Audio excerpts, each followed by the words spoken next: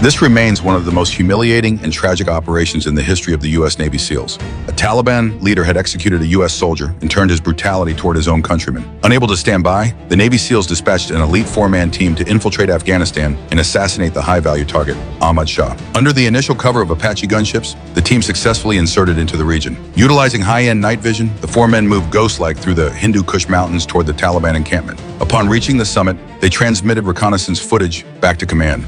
Once the target was confirmed, the lieutenant led the team to find a suitable ambush point. However, the closer they drew to the camp, the more the signal deteriorated. By the time they found their position, they were completely cut off from headquarters. While 3 team members took cover in the brush to rest, the lieutenant continued to struggle with the communication gear. Their plan was shattered by the arrival of a local herd of goats. They held their breath, praying the shepherds would pass by.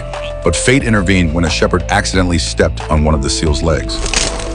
Forced into a corner, they quickly detained 3 shepherds. The moment they discovered a handheld radio on one of the locals, "What the fuck is this?" the air turned to ice. The lieutenant faced an impossible choice. Fuck. Marcus advocated for release, a move of mercy, but one that risked exposure and a near-certain ambush. The other members advocated for execution, the safest tactical choice, but a violation of the rules of engagement that would lead to a court-martial. After a heated debate, the lieutenant chose the path of compassion. They released the shepherds and turned back to retreat toward the mountain peak where they last had a signal, hoping to call for reinforcements and regroup for a later strike. One of the shepherds leaped down the mountain like a goat and immediately betrayed the team. As they neared the summit, the lieutenant realized something was wrong. In under 5 minutes, over 100 Taliban insurgents had fanned out, encircling the entire peak. A massive firefight erupted instantly. Facing a rain of lead from PKM light machine guns positioned on the high ground, the SEAL team was forced to execute a leapfrog withdrawal, the fire and movement tactic. The team members took turns providing cover, alternating their retreat. Yet in the eyes of the 4 SEALs, the enemy was invisible in the dense brush. The Taliban's familiarity with the terrain far exceeded their own.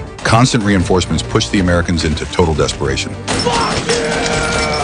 Finally, as heavy weaponry appeared on the ridges, they were left with only one desperate escape route. With 2 members down and the team facing total annihilation, the lieutenant made the ultimate sacrifice. He climbed alone onto a completely exposed ridge to find a signal. He successfully contacted headquarters for a rescue before falling in a hail of gunfire. The distress signal reached Bagram airfield, but with the Apaches out on other sorties, 2 CH-47 Chinooks were forced to enter the mountains without an escort.